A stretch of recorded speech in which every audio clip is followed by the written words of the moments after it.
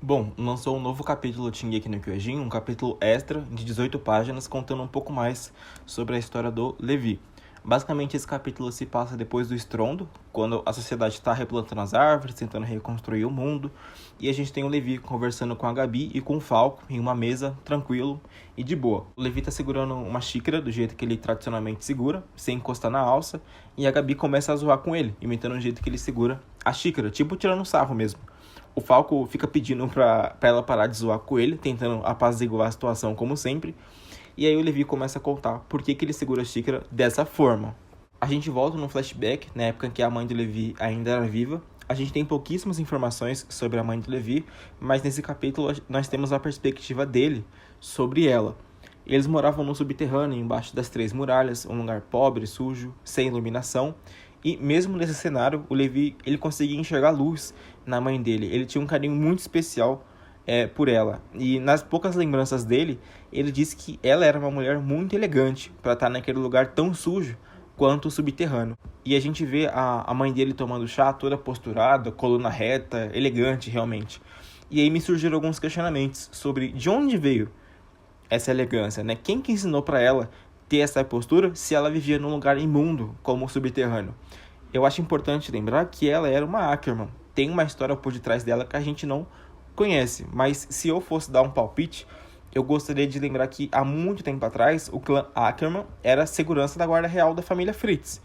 Se eles faziam parte da guarda real, significa que eles protegiam a realeza. Se existir realeza, significa que eles habitavam lugares nobres, ricos. E a possibilidade do clã Ackerman ter vivido lado a lado com a família real é muito grande. E por ter essa convivência frequente com a realeza, talvez eles tenham pegado os hábitos formais da nobreza. Então, talvez o motivo pelo qual a mãe de Levi seja tão elegante seria porque os pais dela, os avós, os tataravós passaram de geração para geração esses costumes formais da época em que esse clã ainda servia a guarda real. Outro ponto de vista é que, assim como os titãs originais possuem os caminhos invisíveis, o clã Ackerman também possui esses caminhos invisíveis entre si. E a mãe dele pode ter alguma memória antiga do clã Ackerman servindo a guarda real.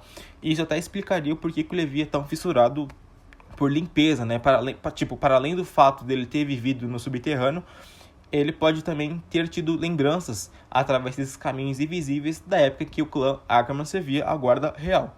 Enfim, é só uma interpretação minha para dar uma justificativa para essa elegância que a mãe dele tinha, mesmo estando em um ambiente tão sujo, né? Destoa ela e o ambiente. Por isso que eu achei cabível de questionamento.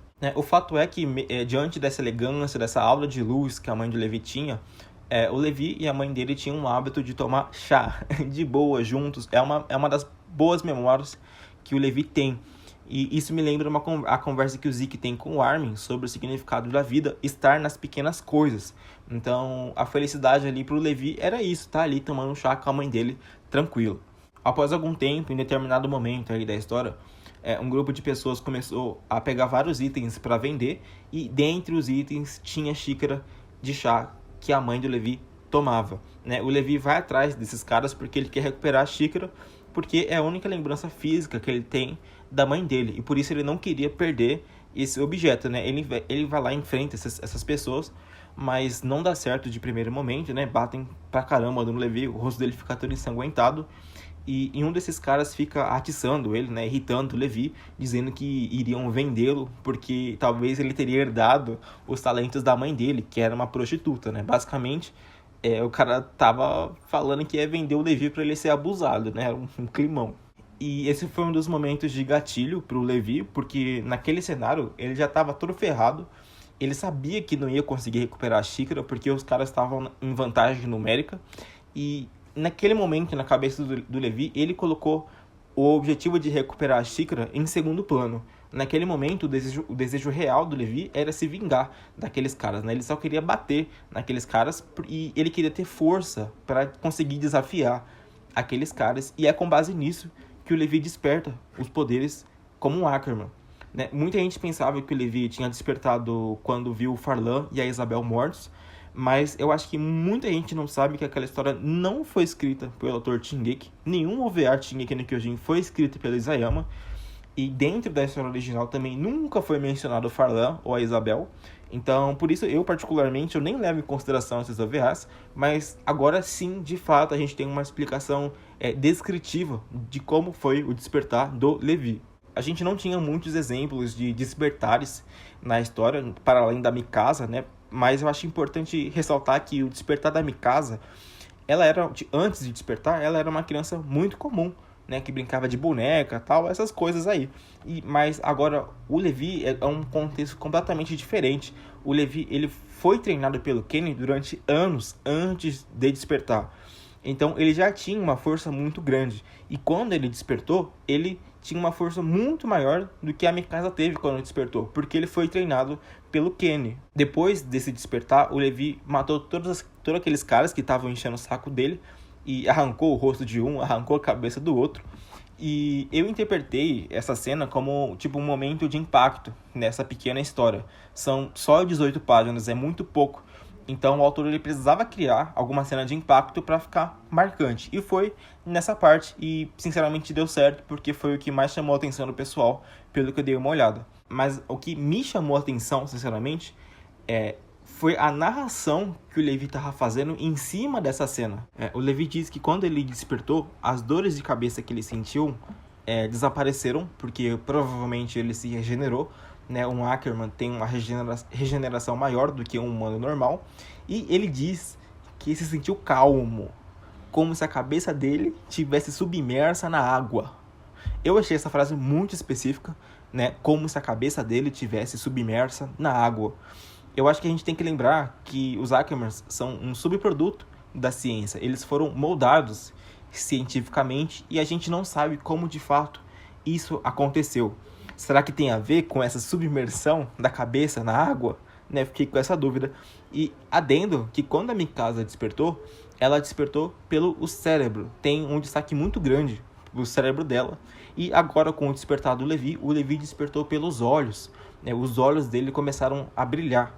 Tanto o cérebro, tanto os olhos, ambos localizados na cabeça. Juntando com essa informação que ele sentiu a cabeça dele submersa na água. Será que isso é uma pequena e possível explicação sobre a ciência por trás dos Ackermans? Eu acho que o Isayama aqui lançou alguns pequenos indícios cabíveis de interpretações sobre essa ciência. Depois dessa cena, o Levi consegue recuperar a xícara que ele queria e ele fica conversando lá com um cara que sobreviveu, que tem mais destaque durante toda a história. E ele tem um diálogo longo ali com o cara. E a parte mais importante é que esse cara, ele tá se questionando, né, sobre o Levi. Ele fala assim, esse poder, depois de ver o que o Levi fez, ele fala assim, esse poder, será que você é o filho ilegítimo do Kenny? Durante grande parte aí do mangá oficial, o Levi ele não sabe quem é o Kenny. Durante todo o mangá, o Levi tem a suspeita de que o Kenny seria o pai dele. E agora a gente tem uma possível explicação por que ele achava que o Kenny seria o pai dele, né? Talvez seja por causa desse cara, porque o cara, ele falou, será que você é o filho ilegítimo do Kenny? E o Levi ficou tipo, como assim filho? Né? Então ele começou a se questionar. E agora tá explicado de onde surgiu esse questionamento do Levi. Um adendo a mais aqui, que eu acho que eu fiquei com uma pulga atrás da orelha aqui que eu preciso falar, né? Mas em um dos diálogos também desse cara, o último diálogo dele, ele fala assim, que ele precisava salvar o Levi de alguma forma, né? Porque ele fica conversando ali que o Levi ia ser morto de qualquer forma, porque ele matou aqueles caras, mas mesmo ali no subterrâneo, tem que seguir uma hierarquia ali dos bandidos, tal, etc. E que ele seria caçado e morto, né? E aí, no finalzinho, assim, ele começa a falar... Ele falou, só eu posso te salvar, eu quero te ajudar.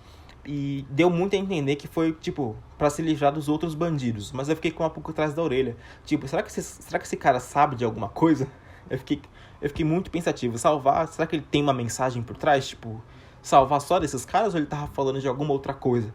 Porque me lembrou muito o diálogo que o Zeke teve com o Eren a primeira vez que eles se encontraram, né? Que o Zeke fica falando, eu vou te resgatar, eu vou te salvar. Aí o Eren ficou tipo, como assim, né? E eu senti um pouco essa sensação. Não sei se eu tô maluco, mas eu senti. E eu acho muito engraçado a forma como o Isayama escreve, porque é muito, sei lá, eu gosto da forma que ele escreve, porque durante toda essa pequena história aí, os caras ficaram maltratando o Levi. E dentre esses caras aí, desses bandidos, tem um cara principal ali, que é o cara de óculos, ele tem um destaque um pouco maior. Não tem o nome, não foi mencionado o nome pra ele nem nada. Mas a forma como o Isayama escreve é muito específica, porque, tipo, todos os caras lá estavam zombando do Levi, tirando sarro dele, batendo pra caramba do Levi. E esse cara tava tipo, não, pô, já deu, vamos embora, não precisa bater mais nesse moleque não. Você não sabe que ele que o Kenny cuida dele? Então, tipo, você tem dois extremos, né? Um cara que tá batendo pra caramba sem pensar nas consequências.